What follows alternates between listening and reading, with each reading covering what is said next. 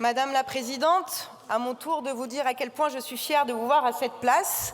Messieurs les ministres, Monsieur le Président de la Commission des Finances, Monsieur le rapporteur général, nous y voilà. Le débat le plus important pour notre pays commence ce soir dans un contexte grave et inédit. Pas de majorité, un gouvernement des perdants et un immense déficit que vous avez méthodiquement creusé.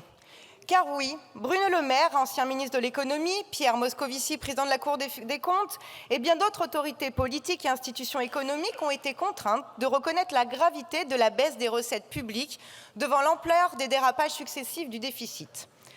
Tout cela interroge sur la sincérité des documents et des prévisions budgétaires des gouvernements successifs. Comment les prévisions de croissance ont pu être si éloignées de la réalité plusieurs années de suite? La sincérité de nos débats n'est plus assurée quand le gouvernement fournit des informations peu fiables à la représentation nationale. C'est pour cette raison que la Commission des finances est constituée en commission d'enquête et je salue l'initiative du président Coquerel. La situation est telle que même le président de la République a fini par admettre le problème. En avril dernier, il déclarait « Nous n'avons pas de problème de dépenses excessives, mais de moindres recettes ». Alors nous, le nouveau Front populaire, avons pris le président au mot.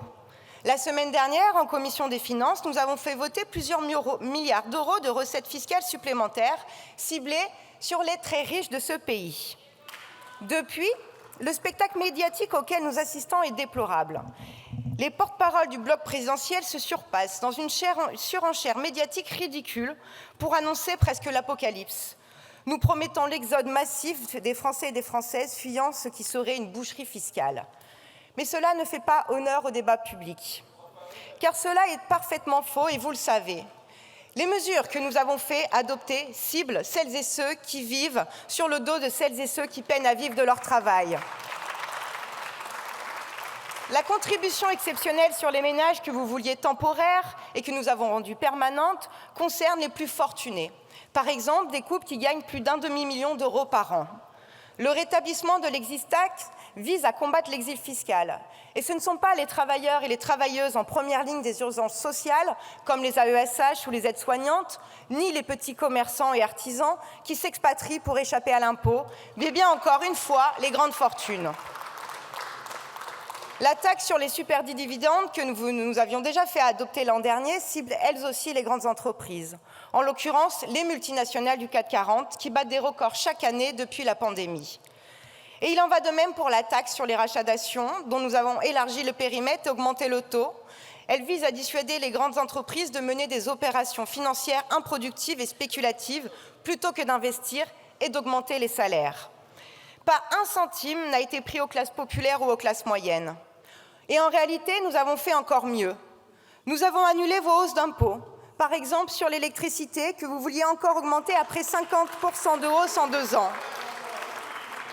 Nous avons fait adopter des baisses d'impôts ciblées sur les classes populaires. Nous avons supprimé la TVA pour les associations d'aide alimentaire.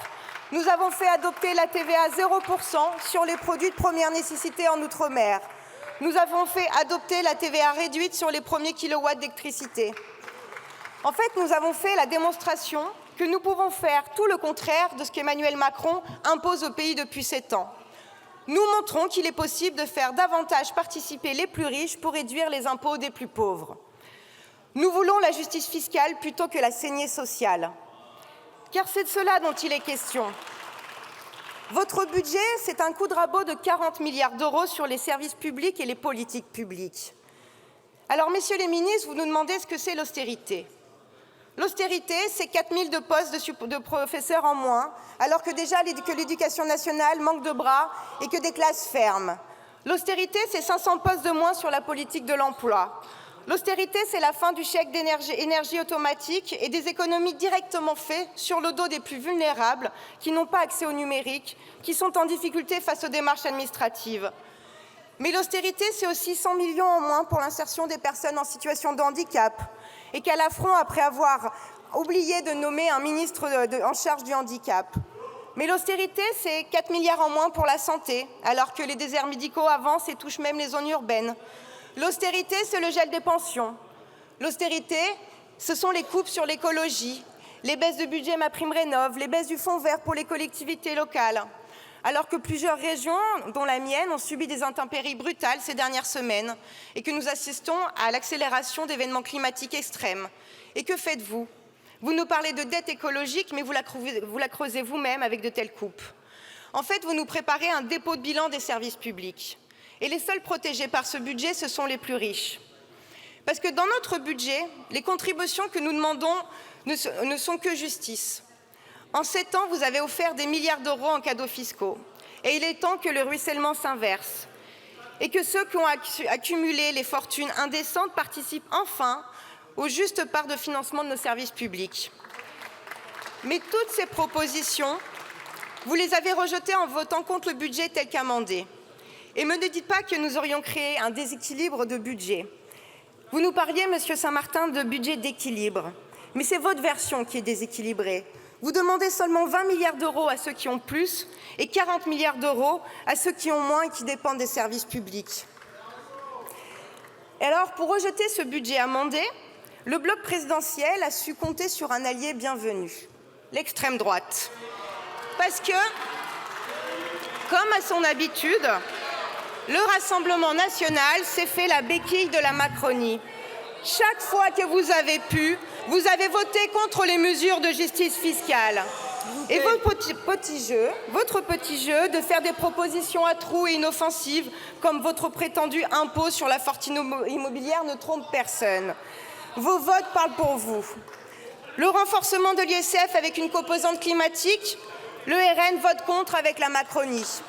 Le rétablissement de l'ISF supprimé par Emmanuel Macron, voulu par 80% des Français, le RN vote contre avec la Macronie.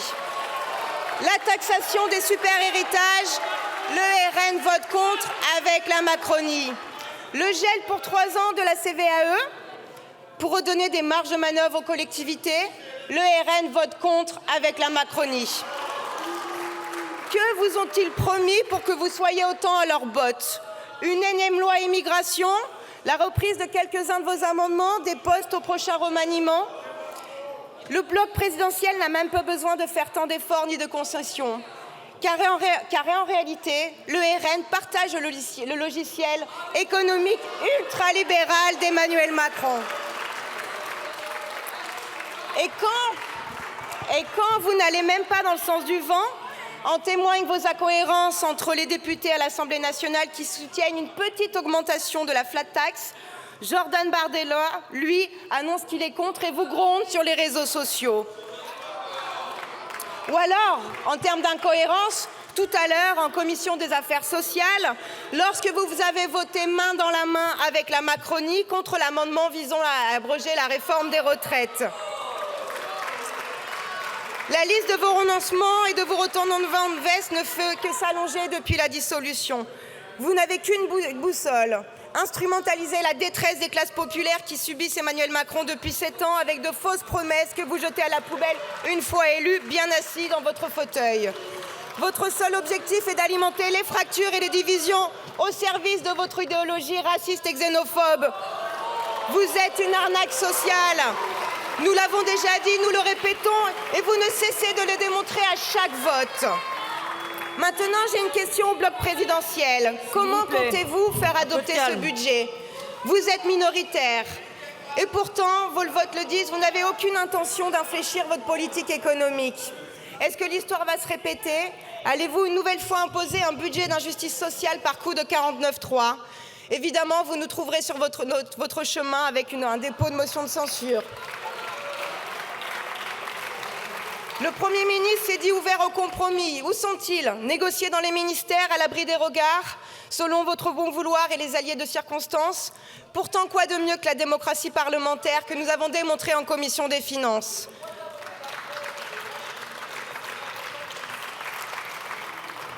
Il est temps vraiment de tourner la page d'une politique qui a creusé le déficit au profit de quelques-uns, de tourner la page d'une politique qui a été battue dans les urnes il y a 4 mois. Votre gouvernement est illégitime, votre budget est illégitime, un autre budget est possible et au cours des débats, le nouveau Front populaire en fera la démonstration.